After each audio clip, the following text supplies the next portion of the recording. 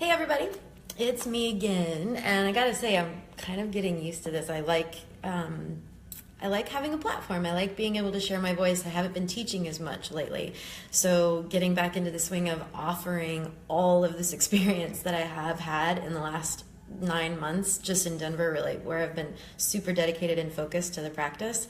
It's like I'm overflowing and bubbling now with enthusiasm to teach. So I'm excited to have this platform. Anyway, yesterday, the woman that I talked about, the student that I mentioned yesterday, who just sort of came back into my sphere of experience because she saw my video on Saturday about Radiant Heart and pushing from the inside, and had such immediate good results from practicing that. Her and I started messaging together, and she said yesterday in a message that she was really, really interested in the intention behind movement, in the intentions that we carry with, or that we bring to any situation that we're in. And I like to just explain a little bit about the bowspring and how our intentions when we're practicing with the body in this specific way is always about making space. So we're never going to get really tight. We're never squeezing in. We're never binding up and kinking off the hose of the inner central channel. But we're always about making space in the joints, making space in the ribs, making space for an internal alignment so that the outer body can kind of organize around that, which is a pretty big intention. Another one that we hold to in sort of the mindset of practicing bowspring is never to diminish, right? Never to come at something or to come at an experience with a place of lack, but always to fill ourselves up from inside so that we're not getting small, we're not shrinking, we're not diminishing ourselves, but we're always not puffing up, right? Not too much forward action, but just keeping ourselves in a place of, I'm good, I got this. I live in my body, I live in my own fullest expression of myself, and I want to go see the world. And that's a philosophy of our intention when we're practicing bowspring. So when you practice with that mindset, it just gives you a whole different experience of how to keep this inner space sacred. Another thing that I really wanted to highlight, if you're interested in this conversation and you're curious about what it is that I'm discussing when I say bowspring, one of the things that sets us apart, I think, a little bit from all other modality systems is something called tensegrity, or tensile strength. When we look at the body, often we look at it like an architectural structure. And even our sort of modern postural alignment has organized the bones and the structure of the body as a building, like a compressive building that stacks things pushed together and orient down.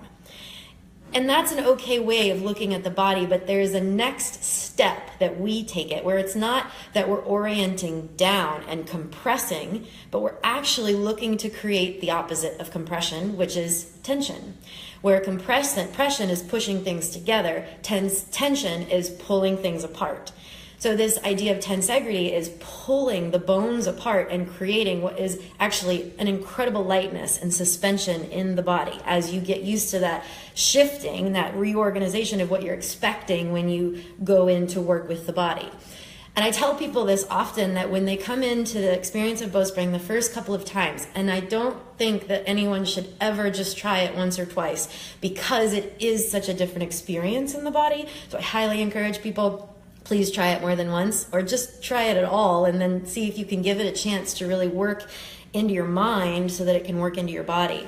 But one of the things that's really important is that if you do go into a bowspring class, and you're looking for the same sensation or the same viscera in the body as you would in a traditional yoga class or in a traditional stretch, you're going to be really, really disappointed and not satisfied at all. The goal of tensegrity is to tone the connective tissue. So that could be seen as compressive because we pull in and everything comes together. But the next step that's so crucial is the push out that creates that lightness and that suspension in the bones. So if you're going into a class and you see crouching cat position and you're trying to overlay your experience of Adho Mukha Svanasana, downward facing dog, onto crouching cat, again, you're going to be really disappointed. And if you can though, if you're over, like I tell students often, if you're trying to overlay your yoga experience onto your bowspring practice, it's not gonna line up and you're never going to be satisfied. But if you can go into a bowspring class a couple of times, really going, okay, there's a different way that we're looking at this body. Instead of orienting down and always working to gravity, we're actually pushing out and looking to orient first to root and then to rise, to give ourselves that expanse, that push out, and that suspension in the body. So it's really good to know when you're coming into something that's brand new, when you're learning really a new language with the body, it's important to know that you're of things to expect, right? So we go with the intention of always expanding, never diminishing ourselves, and never coming to ourselves or to our body with a place of lack.